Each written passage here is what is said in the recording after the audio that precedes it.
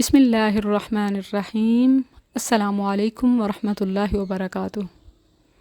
آج میرا یہ پیغام میرے کانپتے دل، بھیگی آنکھوں اور شکر گزار زبان کے ساتھ ہے۔ یہ ایک ایسی نعمت پر شکر ہے کہ جس شکر پر بھی شکر کی ضرورت ہے۔ ہر انسان کی زندگی میں سب سے قیمتی تحفہ اور عطیہ رب کا کلام ہے، لیکن یہ راز تب کھلتا ہے جب وہ اسے کھولتا، پڑھتا اور سمجھتا ہے۔ دنیا کی کوئی کتاب مکمل نہیں، حتیٰ کہ قرآن سے پہلے آسمانی کتب بھی محفوظ تک نہ رہ سکیں۔ قرآن کی حفاظت کا یقین اس بات سے لگائیں کہ نہ صرف اس کا متن، ٹیکسٹ، بلکہ اس کا فہم بھی محفوظ ہے، اور آیات کی تفسیر وہی ہے جو رسول اللہ صلی اللہ علیہ وسلم نے بیان کی، صحابہ نے کر کے دکھایا، پریکٹیکل کیا۔ مفسرین نے اپنی زندگیوں کے قلم کو صبر کی سیاہی میں قید و بند، صعوبتیں، رکاوٹیں، پابندیاں برداشت کر کے تفاسیر لکھیں۔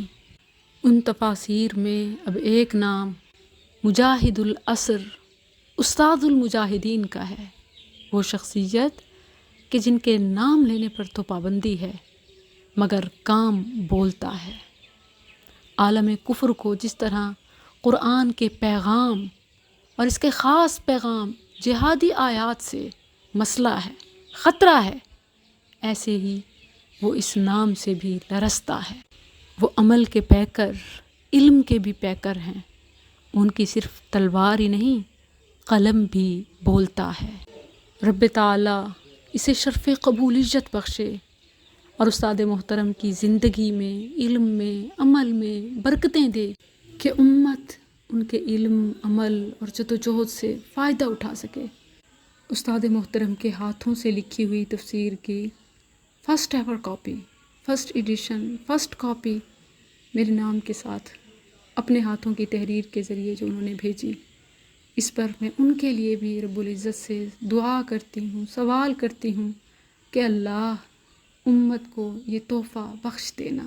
اللہم اجدہ بروح القدس، اے جبریل کو میدان بدر میں اتارنے والے، عالم اسلام کو کفر کی جلغار سے محفوظ رکھنا۔ اللہم منزل الکتاب، سریع الحساب، اہزم الاحزاب، اللہم اہزم